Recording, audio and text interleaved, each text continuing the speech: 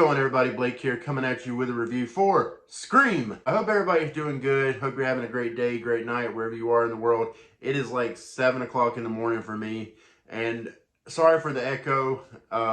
There's a little bit of an echo in here. Still, as you can see, getting everything set up. I got empty spaces on my wall. It's killing me. I haven't had time to do nothing. Let's get to the review. I'm going about this as if everyone watching this video has seen the Scream movies. Now, there are spoilers for those of you that are, new to the Scream franchise and you don't want to be spoiled. You might want to go ahead and click off now because there will be a lot of spoilers. And I don't know exactly what I'm going to be spoiling at this point. I'm just going to be talking out of my ass pretty much. I do love this movie. I absolutely love Scream. And like, I can't begin to tell you guys the impact that this movie has had on me as a horror fan. It's actually one of the reasons I would consider myself to be a horror fan. Understand, this movie came out in 1996. I was very young when this movie came out, and I didn't even see it when it first came out. It was probably around 1998, 1999 before I saw this movie. So I do remember being a kid and going to the video rental store that we had up the road. It was like this little small mom and pop Blockbuster type store. And it was called J&M Video. I'll never forget it. And I used to love going there on Saturdays, or sometimes on Fridays after school. And, usually I would get a pizza. My mom and my stepdad at the time, they would, for me helping out at our family store, they would give me, or they would basically pay me with a pizza and a few movie rentals off the dollar rack. Scream happened to be on the dollar rental aisle. It was like 5 nights for $1. And also another one, Halloween H2O. Like, those two movies, staples of my childhood, and movies that I rent over and over again. By the time all was said and done, I should have just bought the damn things, or I should have begged them to buy it for me. So Scream is a movie that holds a very special place in my heart. And obviously this is a movie that was directed by Wes Craven, who is a horror icon. Scream came out in 1996. It's a movie that revitalized the horror genre, which was pretty much, on life support at this point. At least the slasher genre was. The other subgenres of horror were doing fine, I think, but the slasher genre was on life support. Freddy, Jason, Chucky, Leprechaun, Candyman, Leatherface, all of them had pretty much gotten stale by this point, and nobody really cared anymore. Like, the movies weren't performing, all that well. Obviously Michael Myers too. How the fuck could I forget Michael Myers, my boy? Jesus, what the? I feel terrible there. He should have been the first name I mentioned. But horror slashers were on the downward track before Scream came out, and Scream revitalized that subgenre. And dare I say, revolutionized that subgenre. I love that they bait and switched this with Drew Barrymore. How she was expected to be the final girl, and she turned out to be the first kill of the movie. And that is one of the most iconic scenes in horror movie history.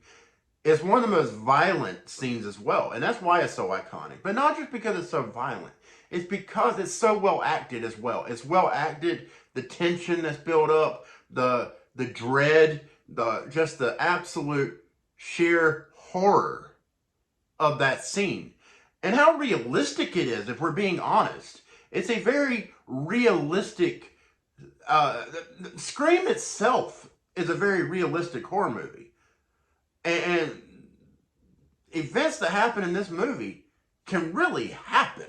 Maybe not everything. Some of the stuff, is heightened because it's a movie, but you can see things that happen in this movie happen in the real world as well. So that's what makes the Scream franchise so great. But that scene in particular is just so well done. And it is a terrifying scene. It really is. I remember being a kid watching it, and I wasn't like hiding under the covers or anything, but I just thought, this is terrifying. This is genuinely terrifying.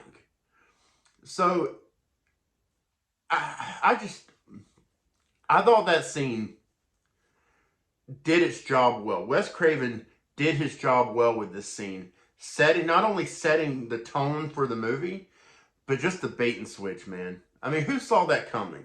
Who saw it coming? Drew Barrymore, you know, she was expected to be the final girl. Of course, it ended up being Neve Campbell. Everybody expected Drew Barrymore to be the final girl, and complete bait and switch. And it was done so well. And such a violent kill. Man, the way she's killed slowly. And when I say killed slowly, I don't mean just, you know, she's stabbed and then she bleeds out, whatever. No, she's killed mentally before she's killed physically. And that's what makes it even more terrifying. This movie, this scene is incredibly fucked up. But it's entertaining for a horror fan. But anyways, guys. But I'm not going to go into like details. But these are absolute amazing kills in this scene. The Steve kill, you know, obviously, you know, I will get into some details. The motherfucker gets gutted, all right in front of her. And this is after, of course, she freaking gets put in this no-win situation where she has to play this game, which she ends up losing. But even if she would have won it, she was still going to lose. Like, they were still going to die. There was no win in this situation. And that's another reason why it's so terrifying. And Casey's death, Drew Barrymore's character, such a horrifying, gruesome death. You know, she gets stabbed in the chest when she thinks she's going to get away. The Ghostface killer comes running up behind her and stabs her right in the fucking chest. And then, you know, he acts like he's about to slit her throat, strangles her, destroys her vocal cords to where she can't scream for her mother and father as they're walking up the driveway, which is another reason this scene is so terrifying and heartbreaking. It's not just terrifying, it's also heartbreaking. Like, it will tear at your heartstrings because she was so close to surviving, damn it. She was so close. She was so close. And then she gets stabbed to death, but not before taking the mask off and seeing who was doing the killing. And to this day, who fucking knows? I don't know who did the killing. I guess, I have my guesses. And again, spoilers, we've all seen this movie. If I had to guess, I would say it was probably Stu. I believe it was Stu. I could be wrong. But I believe it was Stu. Because it was revealed later on that they dated at some point. For like a second. Whatever. I think it was Stu. I think a jealous Stu killed Casey because she broke up with him to get with Steve. I could be wrong, but it makes the most sense. And then, of course, you know, as she's dying, I'm spending so much time on this scene because this is probably the one thing that should be talked about the most about this movie. Is, you know, she's on the phone the entire time she's being stabbed to death. Her mom picks up, this is the time where, you know, we had landlines.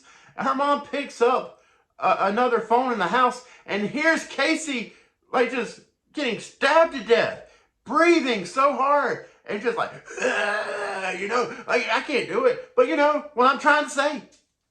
I'm getting very hyped up here. And then she gets hung from a fucking tree, guts fucking pouring out. It's horrible. And her parents have to witness that?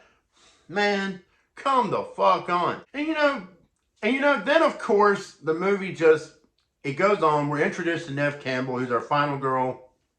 We're introduced to her boyfriend, Billy, who is, to me, very fucking clearly the killer. He is very clearly the killer from the get-go. Now, of course, at the end of the movie, they do kind of like, again, they bait and switched. You know, they faked us out with a fake Billy kill. And then it was pretty obvious from that point that it was Stu. I remember being a kid and I was like, son of a bitch. I thought he was the killer. Talking about Billy. I thought he was the killer. And he got killed. Shows how much I know. Motherfucker ends up becoming the killer. He becomes the killer. The main killer, not just the... He becomes the one leading the whole damn thing. Which was to be expected. But they kind of, threw me for a curve. Being a young kid and not acknowledging the fact that, when he got, supposedly stabbed all in his chest and whatever, that there wasn't a single rip in his shirt. It was just a blood, like a, what was it, pig's blood that was on his shirt? Corn syrup. Corn syrup. That's what it was. I was not a smart kid. But yeah, we're introduced to all these characters. I went all the way to the end, but we're introduced to all these characters. Neve Campbell as Sidney Prescott, Skeet Ulrich as Billy Loomis, Rose McGowan as Tatum, Matthew Lillard as Stu Macher, who I believe is still alive, by the way. I'm on the Stu's alive train. I am. I believe he's alive. I do. You can survive that shit. You can. I don't know. Maybe. I don't know, man. With movie logic, who knows what could happen. And we're also introduced to David Arquette as Dewey, who, I love Dewey. Courtney Cox Arquette at the time. She was Courtney Cox at the time. As Gail Weathers. And Henry Winkler as the principal, whose name I can't freaking remember for whatever reason. I just watched the movie again for like the umpteenth time, but I can't remember his fucking name. Damn! This movie has one of the best horror movie casts of all freaking time. Fight me on that. Tell me I'm wrong. Tell me I'm wrong. In the comments, tell me that I'm wrong. That this movie does not have one of the best horror movie cast, one of the best movie casts in horror movie history. Because it does. It really does. Anyways. Now, this movie takes a break before it gets to more kills. Kills don't happen again in this movie until like the end. Basically, like I would say like towards the end of the second act, where the principal gets killed, and that death is just funny to me. I don't know why, but I laugh every time Henry Winkler gets stabbed in the chest and goes, ah! Like I laugh every damn time. I can't help it. I can't help it. It's funny.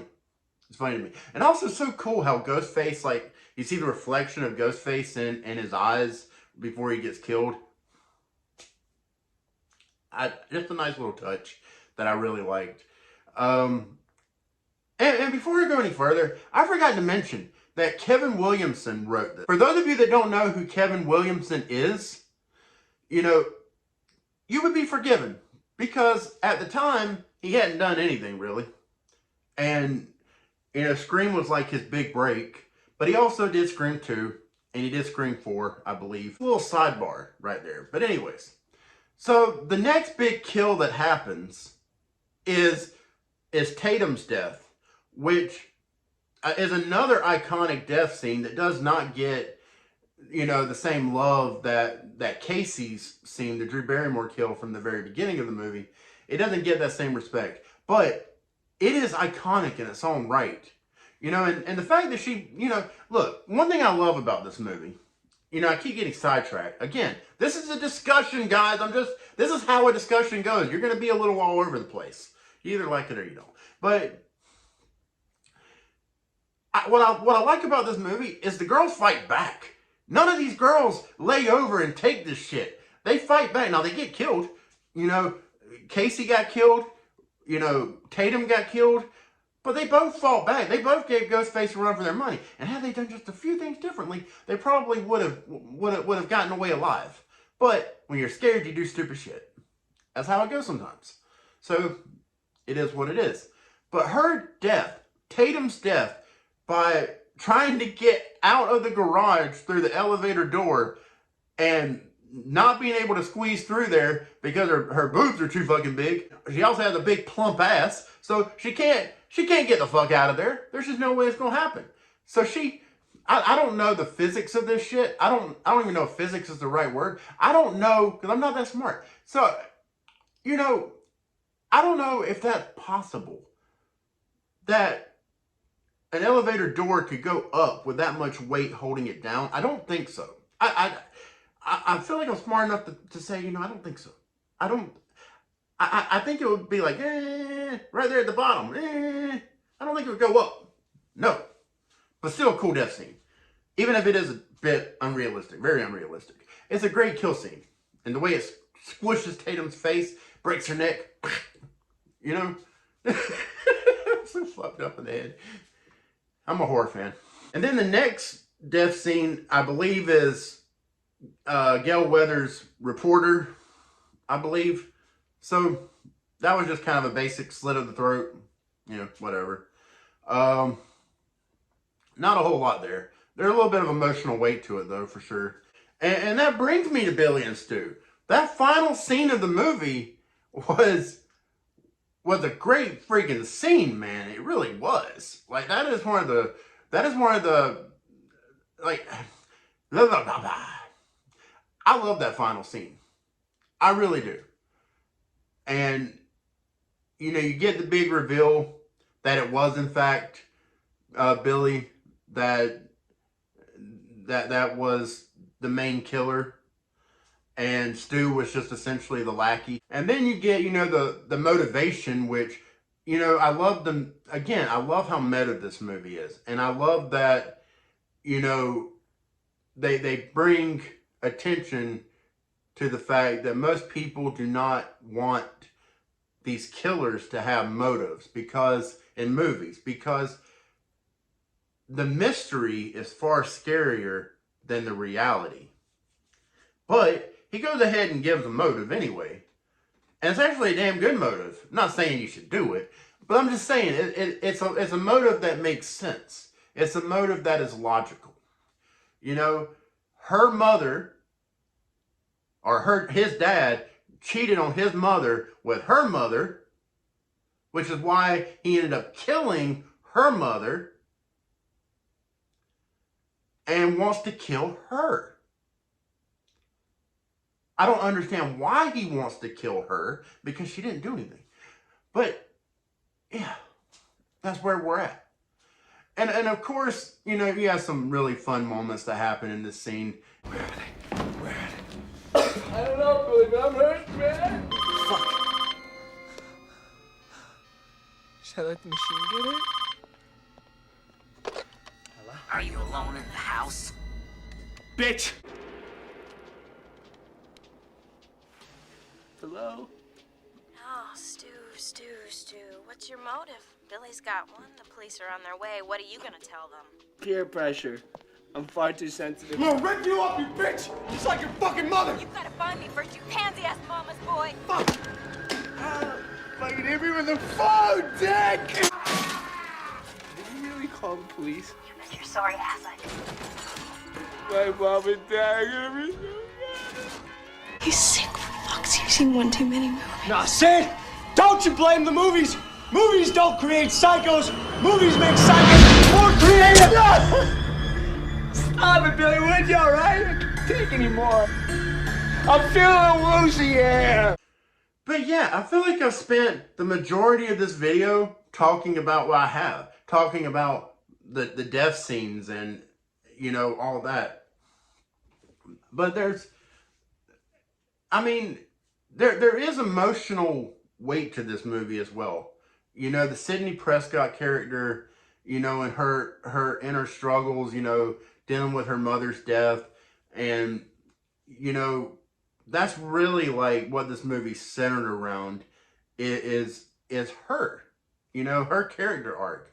And we talk about badass females in this movie. I mean, Neve Campbell, she is the best final girl in horror movies. She is. Sidney Prescott is the best. I know some of you are going to disagree. I get it. Some of you are going to disagree and you're going to say, no, it's Jamie Lee Curtis. look, you'd be justified in saying that. I disagree, but you would be justified in saying that. And I love Jamie Lee Curtis. You know, I love the character of Laurie Strode. Jamie Lee Curtis, you know, she says some things that pisses me off. But Laurie Strode is definitely number 2 for me. But how could Sidney Prescott not be number 1? She has been in more movies, well, consistently more movies in her franchise, the Scream franchise, than Jamie Lee Curtis has been in Halloween movies. So, again, I love both, and I'm not trying to slight one over the other. That's not what I'm trying to do. If there's a Mount Rushmore of Final Girls, it is without question, you know, Neve Campbell, or, well, Sidney Prescott, Jamie Lee Curtis, Nancy from Nightmare on Elm Street, fuck, the girl from, from Hellraiser. What was it, Chrissy? You know, I'm not a big Hellraiser fan, so forgive me on that. But I think Chrissy is her name. Like, you gotta put her at number 4 for sure. For everything in me, I want to put Lauren Rivera from Terrifier 2 in that 4th slot. I do. I think she's better by far, but she doesn't have that legendary status, and she's only been in 1 movie so far. But that will change over time as more and more people fall in love with the Terrifier movies, and Lauren Rivera, you know, her character of Sienna becomes more popular. But anyways, so I guess that's all I'm going to talk about here. Like, I'm just going over the kills. I talked about the impact Scream had on me as a horror fan. You know, I talked about the cast being exceptional. You know, Wes Craven gave him his shout out. Gave Kevin Williamson his shout out. I talked about how Scream revolutionized horror, the slasher genre.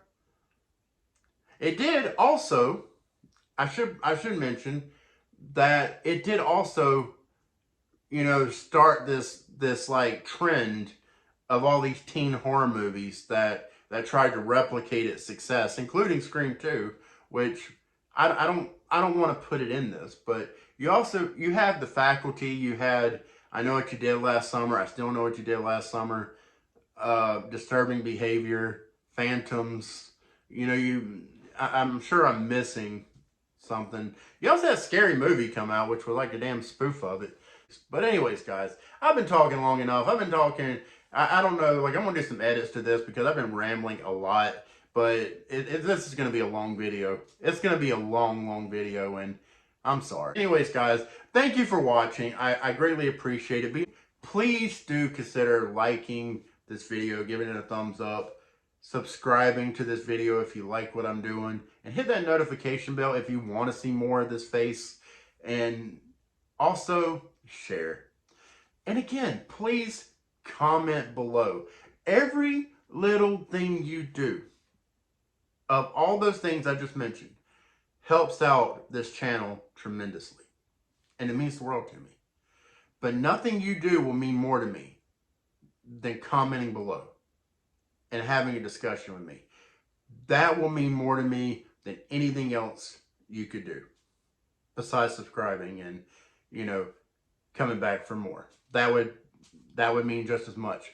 So thank you again, and until next time, I'm Blake. You have a good one.